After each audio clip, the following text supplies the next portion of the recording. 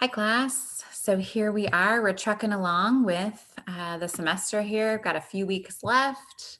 I hope everybody's feeling excited about that, even if it's kind of a crunch time or a stress time.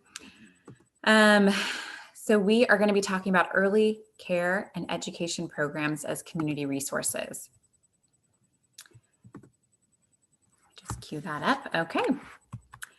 All right, so I want to first start talking about when we think about early care and education, when we think about being a community resource, what do we have to start with? Well, there is such a high correlation between a teacher's education level and being that kind of facility, right? Something that is a community resource. As teachers increase in their education level, so does the facility where they work. It's just a natural correlation. It makes perfect sense. We're going to see education centers that have stronger backgrounds in child development. We're going to see them have higher value of family involvement, communication amongst staff, and from staff to parents and back is going to be more effective. You're going to see that diversity is respected and valued, not only within the makeup of the staff, but also within the families that they serve. And you're going to see that the developmentally appropriate experiences that are offered those children are not only going to be applicable to your highest achieving, your,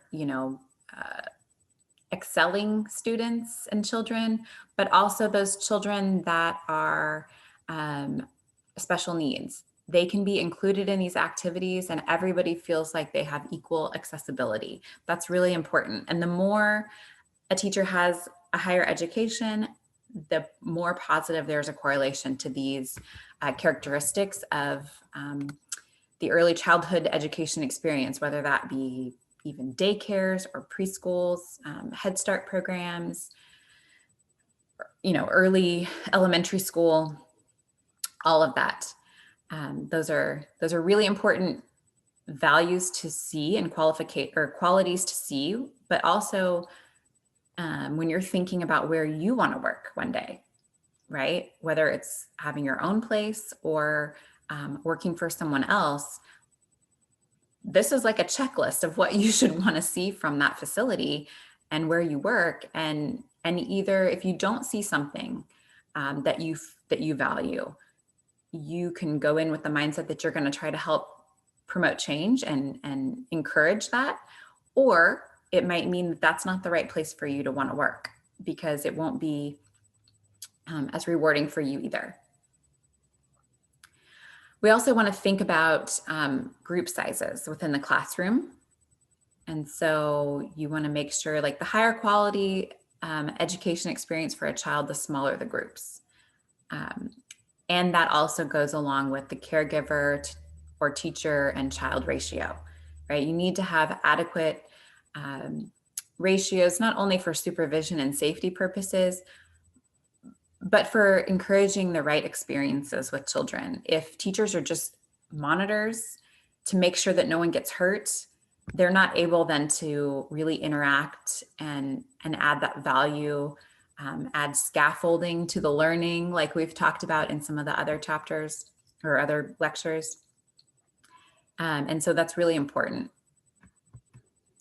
This is a quick checklist. It's from the National Institute for Early Education Research out of Rutgers University. And they actually have a kind of, I think they call it even a report card for every state. And they look at, what the policy is that they think is important or what value is important for this early childhood the early childhood experiences within the state. Then they look at the state, what they're currently requiring and what the benchmark is for the nation, essentially, where we want to be. And then they mark off whether they've met it or not. And so you can see that we in California have gotten a 6 out of 10. 6 out of 10, if you do the math, is actually a D. So we have some work. Some of the areas, and this is kind of an interesting, it all depends on how you kind of look at it too, because like if you look at staff professional development here in the middle, well, it says 105 hours every 5 years. I want to say that, oh man, I did the math and now I can't remember. 105. So that's 21, or it breaks down to 21 hours of professional development a year. Now, because it's in a 5-year chunk, that means you could do no professional development for 4 years and get all your 105 hours that 5th year. However, what the benchmark is teachers and assistants should have 15 hours per year, right? So the idea is more that, yes, 15 hours is less than 21, but they want there to be continual education. We don't want people to be stagnant for a while. And so, if you broke down our requirement, California's requirement per year, then we're actually able to check that off, right? So some places probably are, but other people could choose to be stagnant for 4 years, not really grow, not expand their learning and their education, and then just get it all at the end. What the benchmark is hoping to do is to make people want to perpetually grow as a person. And it's just a different perspective, a different mindset in a sense. So there's some differences like that. And some things that we're doing really well, but it's just a snapshot. You can go to the website, National Institute for Early Education Research out of Rutgers University. It has a website, and this has the report card for every state. So you can look up other states as well and see how they compare. Also on the same site is information about our Head Start program. And what I wanted to mostly just draw attention to as far as what we're talking about in terms of early education being a community resource is that was kind of the reason Head Start began. Preschools, if we think back to a previous lecture, preschools kind of started out as these, a few hours in the morning,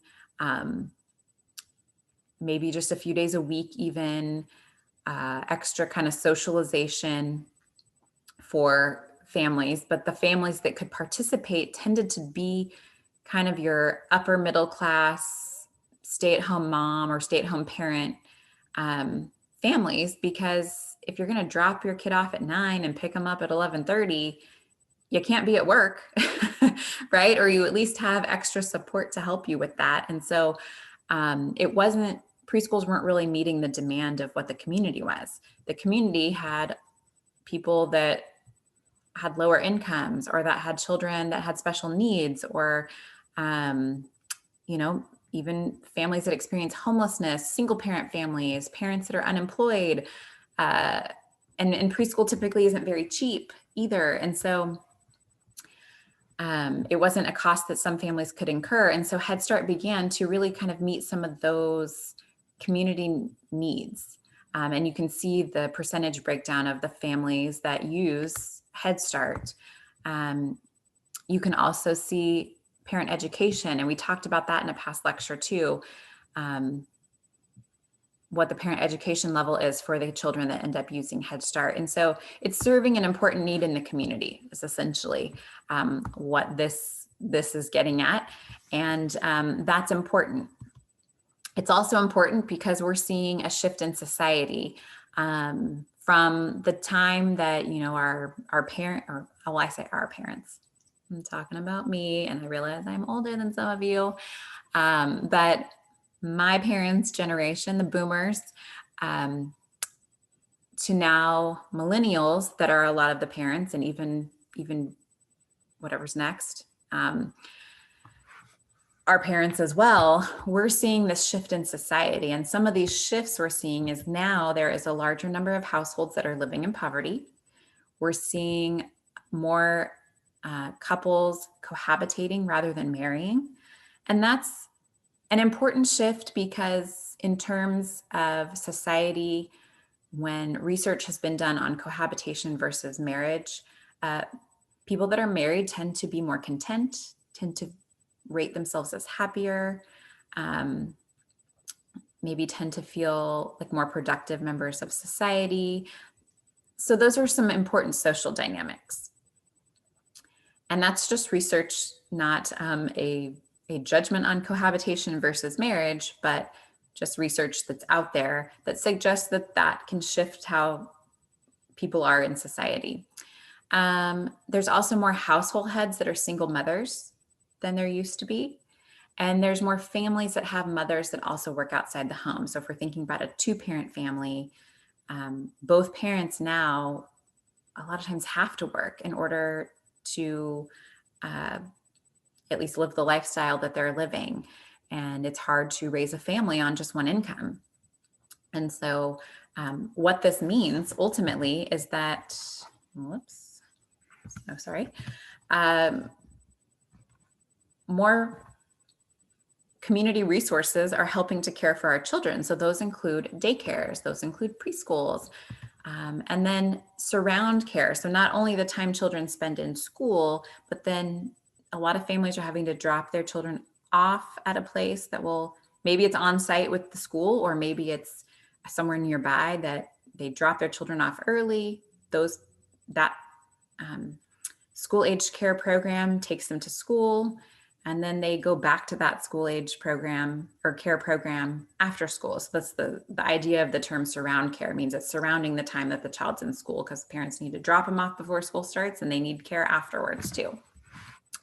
So ultimately what this means is society has shifted some, and it really does take a village. It takes a village to care for kids. The microsystem or the nuclear family that the people that child lives with, goes home to every day, those are still the strongest influences. And we need to recognize that, even if we feel like, gosh, we're with these kids more than their parents are. The parents are still the most influence. And what we need to do is really support those families to make the best, or to provide the best potential for those children. And so being a community resource can help do that. How do schools and daycares do that? They need to reach out to the family. And I put this graphic on here because sometimes it can feel like a very one-sided situation, right? It can feel like the teachers are just trying to reach out to the parents, connect with them, that they're doing all the work essentially to bridge the gap of communication. I'm sure some parents though feel the opposite, right? They're trying to make connections with the school, trying to connect with the teacher, trying to help their child, and they feel like they're the only ones reaching out to. It can be both ways. And there's reasons, right? As a teacher, you've got maybe 30 plus kids to try to think about and care for. That's so many. That you don't have time sometimes to just only focus on that one child and their needs. As a parent, you might be a single parent and you are working 2 jobs and then coming home at night and trying to, prepare for the next day and get your children fed and homework done and bedtime and start all over again the next day. And you're wondering, why is the teacher angry at me because I couldn't call her back, right? Or him back.